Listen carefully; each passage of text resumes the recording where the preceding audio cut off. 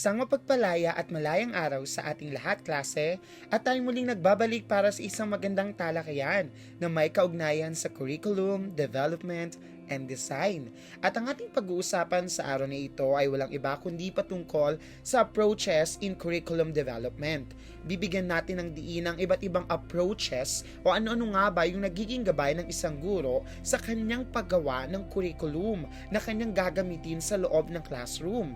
Ito'y maaring student-centered, maaring subject-centered, o maaring namang problem-centered. Kung kaya't ano pang inaantay mo, simulan natin ang ating talakayan. Sa pagsisimula ng ating talakayan, alamin muna natin ang ating mga learning objectives. At ang una ay dapat distinguish the different approaches of curriculum development. Iisa-isahin natin ang iba't ibang uri ng approaches sa pag-aaral ng isang curriculum upang higit nating malaman kung ano nga bang mas epektibo at higit na gagana sa kasalukuyang panahon. Ikalawa, value the importance of approach or the approaches of curriculum development by giving examples in a classroom setting. So, bibigyan natin ng halimbawa paano gagamitin si subject-centered, paano natin gagamitin ang learner-centered, at paano natin gagamitin ang problem-centered approach. At ang panghuli, show or share best practices na kung saan ay maipapakita ang mga approaches of curriculum sa loob ng isang classroom. Sa pag-aaral ng curriculum development, tandaan natin na mayroong tatlong approaches. At ang mga approaches na ito ay yung mga sumusunod. Ang una ay tinatawag nating subject-centered approach, na kung saan higit na binibigyan ang cognitive development o pagbibigay diin sa mga talakayan at mga content ng isang aralin. Ikalawa naman ay ang pagbibigay diin sa learner, sa mga estudyante, na tinatawag bilang learner-centered approach, na kung saan ay kailangang makita ang interest, needs at motivation sa mga bata upang sila ay matuto. At ang panghuli ang tinatawag nating problem-centered approach, na kung saan ay inuugnay naman natin ang mga problema na ating nararanasan sa kasalukuyang panahon pagdating sa mga talakayan at sa curriculum na ating ginagamit sa ating klase. Kung kaya't simulan na natin ang ating talakayan patungkol sa subject-centered approach. Tulad ng sinabi ko kanina, subject, so ibig sabihin masigit na binibigyan diin na matutunan ng bata ang mga content o yung tinatawag nating subject matter ng isang curriculum. Halimbawa, kailangan bigyan ng diin ang patungkol sa English, kailangan bigyan ng diin ang patungkol sa araling panlipunan, o maaring bigyan ng diin ang patungkol sa science. Sa ilalim ng subject-centered approach, ito'y kinabibilangan ng 4, na kung saan ang 4 na ito ay kailangan na may kaugnayan sa textbooks o sa mga librong gagamitin upang higit na mapalawak ang kaalaman ng isang batang nag-aaral. Sa ilalim ng subject-centered approach, kabilang ang tinatawag nating subject design. Ikalawa ay ang discipline design. Ang ikatlo ay tinatawag nating correlation design. At ang ika-4 ay tinatawag nating broad field design. Alamin natin ang pagkakaiba ng 4 na ito.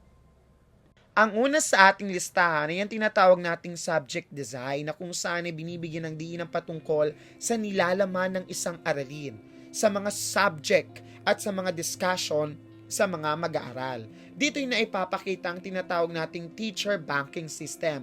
Kung anong alam ni teacher, kailangan alam ng bata. Kung anong kailangan malaman ng bata, ay yun ang kailangang malaman ng bata na dapat na ituro ng isang guro. Karaniwang ang subject design ay ibinibigay sa basic education, no kung saan ay binibigyan ng diin ang tinatawag nating core subjects at ang mga minor subjects.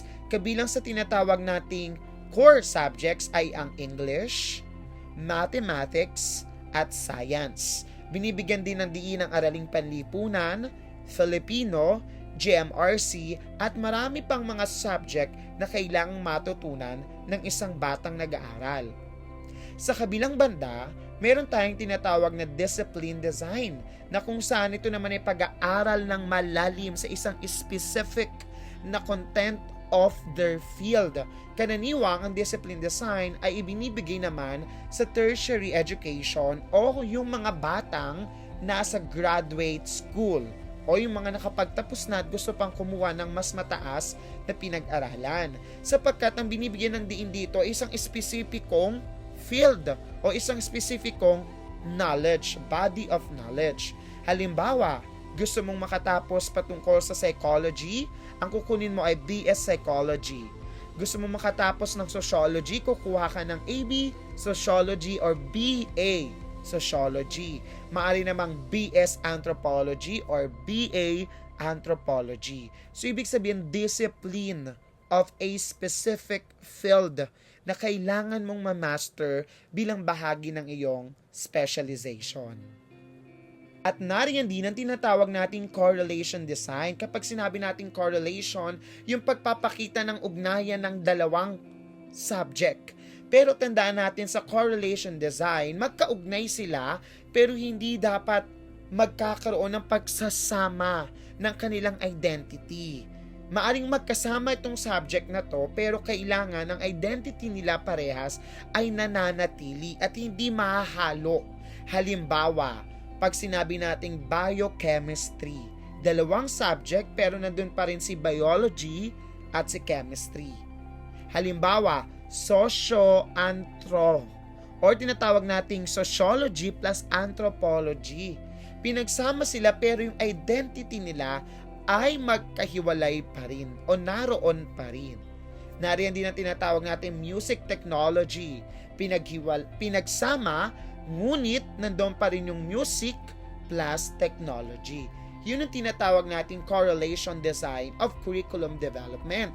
Ngunit, kapag naman pinagsama natin at nawala ang kanilang identity, tinatawag naman ito bilang broad field design. Sapagkat ipinapakita na talaga dito yung integration of content. At hindi mo na makikita saan si sociology, saan si anthropology, saan si biology, saan si chemistry, sapagkat talagang pinaghalo na sila bilang isang subject. Halimbawa, pag sinabi nating social studies, ang social studies, ito yung pinaghalo-halo ng economics, geography, civics, history, contemporary issues. So, hindi mo na makikita yung identity ng mga subjects na to sapagkat pinagsama na sila bilang isang subject. Nandyan din ang tinatawag natin language arts. Sa language arts, pinag-aaralan natin ang iba't ibang mga language. Foreign subject 1, foreign subject 2, communication arts, English writing, grammar. So, makikita natin sa language arts, pasok silang lahat pero wala yung identity. At nariyan din ang tinatawag nating biological studies. Nandyan si zoology, nandyan si botany, nandyan si biology, and all other studies that are specifically about life.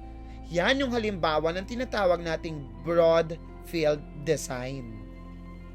Ngayon ay alam na natin ang patungkol sa subject-centered approach, dumako naman tayo sa tinatawag nating learner-centered approach na kung saan ay binibigyan ng diin ang pagpapahalaga ng aspetong pisikal, intelektual, social, kultural at pangkabuuan ng isang mag-aaral.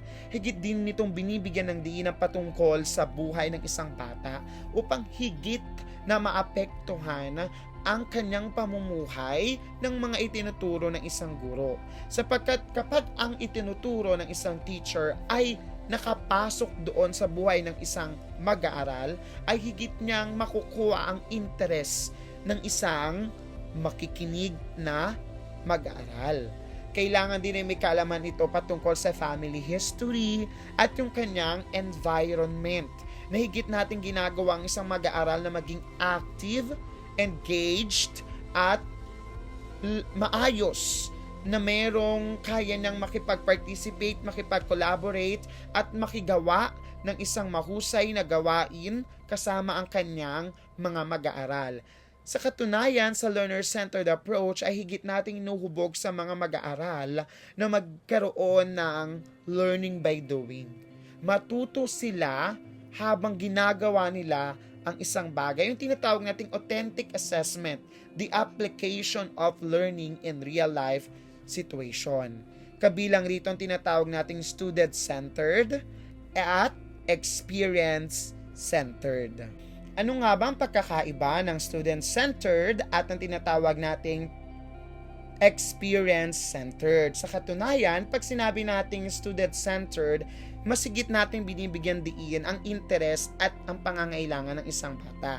Sa kasalukuyang panahon, binibigyan natin ng diin ng learner-centered approach na kung saan ay bahagi ng student-centered approach na binibigyan natin sila ng pagkakataon to create their own knowledge, to share their knowledge, to be a learner by doing, at binibigyan din natin sila ng pagkakataon na maging isang active listener and learner.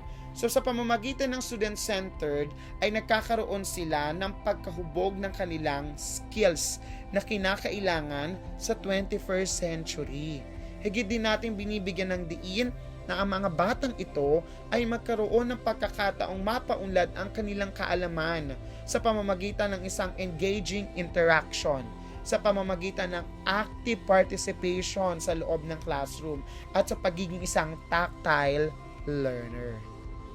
At sa pagkakaroon ng student-centered, maipapasok natin yung tinatawag nating experience-centered sapagkat hinahayaan natin silang gumawa ng research.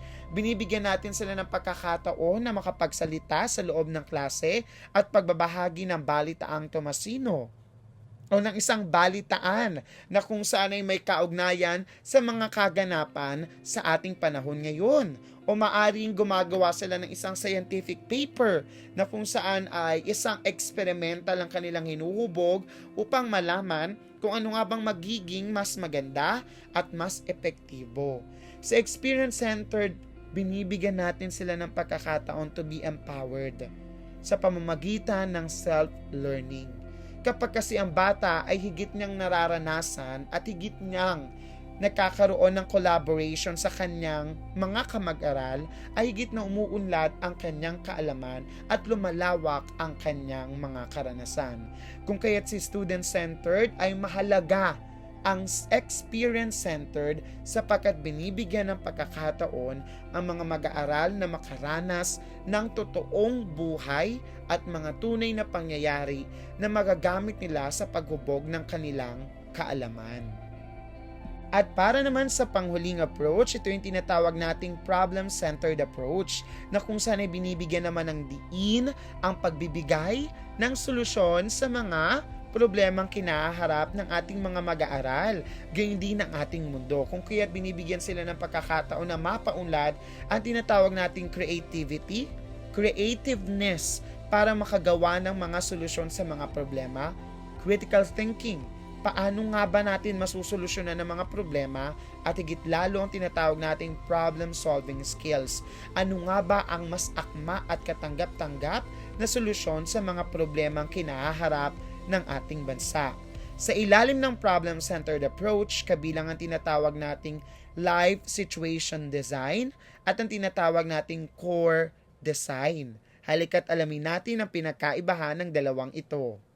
Tandaan natin na kapag sinabi nating life situation design ay binibigyan nito ng diin ang ugnayan ng problema ng isang mag-aaral sa problema na mayroon ng ating lipunan. Halimbawa, tayo ay may problema pagdating sa basura at higit nating binibigyan ng diin sa ating talakayan ang ginagawa ng ating mga mag-aaral o ng mga tao sa ating mundo.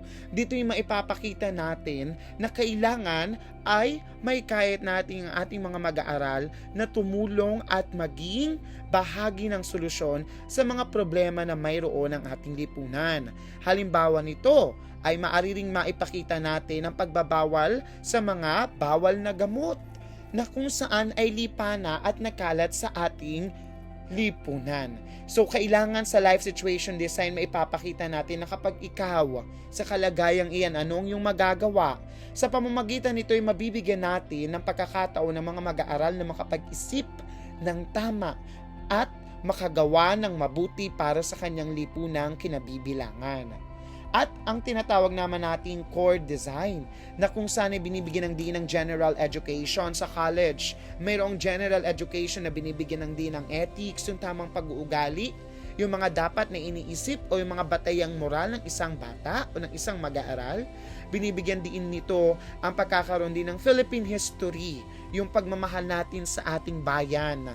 Sapagkat sa core design, binibigyan ng pagkakataon na mabigyan ng diin yung pangangailangan ng isang tao. What are our common needs? Ano ba yung mga pangangailangan ng isang tao, ng isang mag-aaral sa loob ng isang paaralan? Yung tinatawag nating una muna, psychological needs, security needs. Kaya dapat ang isang classroom ay tahanan para sa bawat isa. Walang diskriminasyon at walang anumang uri ng segregasyon.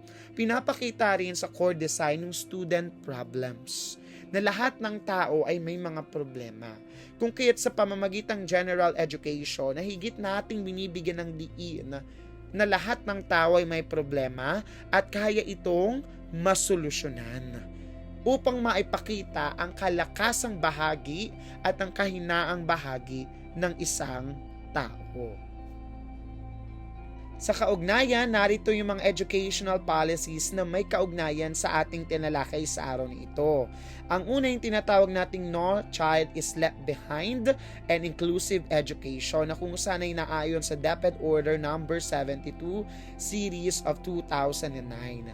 So inclusive, para sa lahat, tulad ng sinabi ko sa core design, na ang pag-aaral ay para sa lahat at walang diskriminasyon at wala dapat na batang naiiwanan o maiiwanan sapagkat karapatan natin ang makapag-aral, matuto sa isang ligtas at mapayapang paaralan. Ikalawa, yung tinatawag nating performance-based grading system na ayon sa DepEd Order Memo 158 Series of 2011. So binibigyan na dito ng pagkakataon yung pagkakaroon ng PETA, Performance Task-Based Grading System. 'Di ba? Mas binibigyan natin ng pagkakataon yung performance task ng isang mag-aaral. Okay? Para maipakita na learner-centered, maipakita na ang isang mag-aaral ay active, tactile, at engaged sa lahat ng bagay. At ang panghuli ang tinatawag nating learner-centered education na ayon naman sa DepEd Order number 1 Series of 2015. Sa pagkakataong ito ay higit na makakalikha tayo ng isang lipunan na may kakayahang mag-isip para sa kabutihan ng ating bansa, ng ating kalikasan at ng ating mundo. At ito'y sa pamamagitan ng learner-centered education. At para sa mas malawak at maraming nalalaman, narito ang mga sanggunian na maaari ninyong gamitin upang higit ninyong malaman ang ating talakayan sa araw nito. Hanggang sa muli, paalam klase!